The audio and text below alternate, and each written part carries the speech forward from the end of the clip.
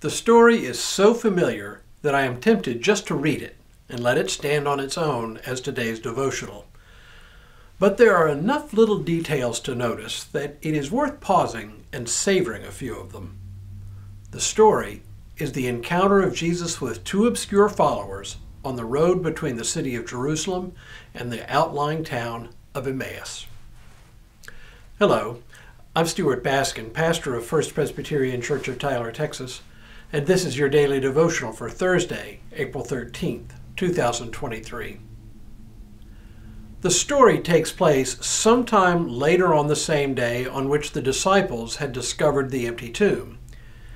It was perhaps in the mid to late afternoon hours. Two of Jesus' followers, one named Cleopas and the other unnamed, are walking to Emmaus.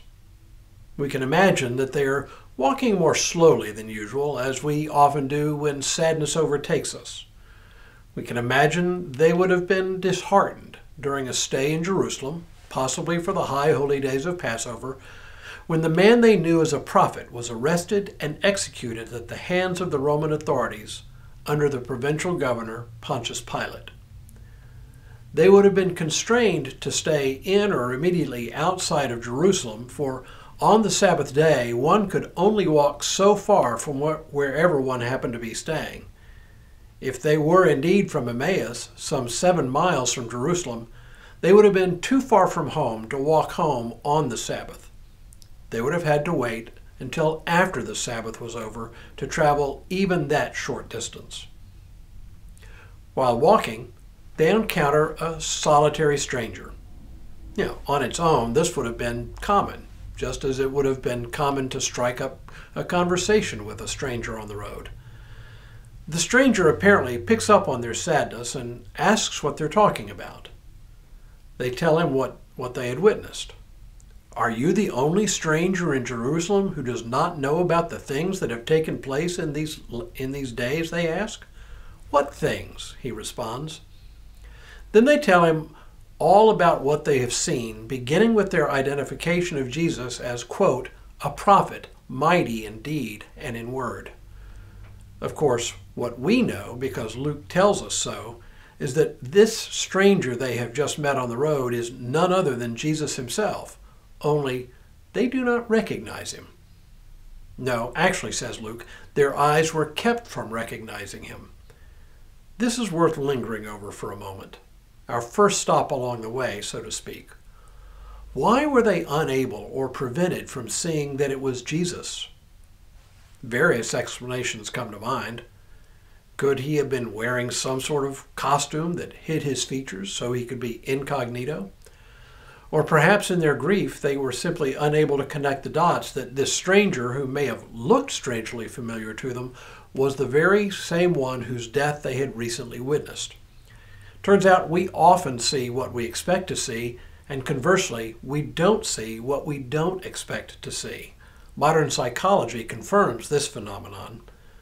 But both of these explanations seem to miss the mark. It's not that they simply didn't recognize him.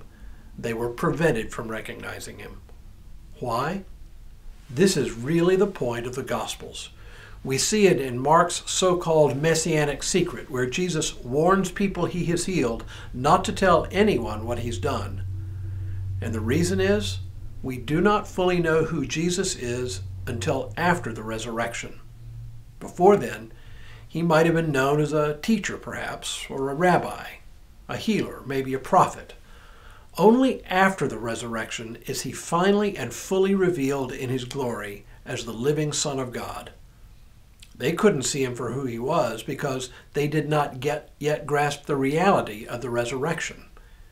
Yes, they could report that the women had reported the empty tomb, but that in and of itself wasn't enough for them to reach what for us is the obvious conclusion, that Jesus had been raised from the dead. Somehow, though, they could not put it all together, and so they were blind to his presence. Now Jesus begins to interpret Scripture for them in a way that would enable them to connect the dots between what was written in the Scriptures, what we know as the Old Testament, and the man they thought of as a great prophet. But they still don't get it. there's still one thing missing. Let's get to that piece of it now. As they came near the village to which they were going, he walked ahead as if he were going on. But they urged him strongly, saying, "Stay with us, because it is almost evening, and the day is now nearly over." So he went in to stay with them. When he was at the table with them, he took bread, blessed it, and broke it, and gave it to them.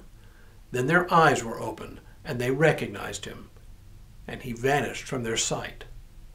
They said to each other, "Were not our hearts burning within us while he was talking to us on the road, while he was opening the Scriptures to us?" That same hour they got up and returned to Jerusalem, and they found the 11 and their companions gathered together.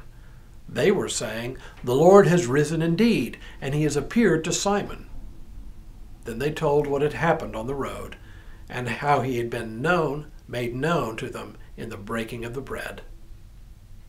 That's it. It is in the sacramental act of breaking bread, joined with the interpretation of the Scriptures, that enables them finally to see Jesus for who he truly is, the crucified and risen Son of God.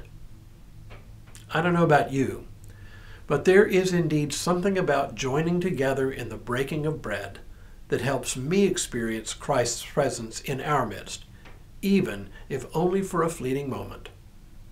But that fleeting moment is enough for one who believes. Tomorrow, a flesh and blood Messiah. But for now, may God continue to bless you and keep you in all that you do this day and in all the days ahead.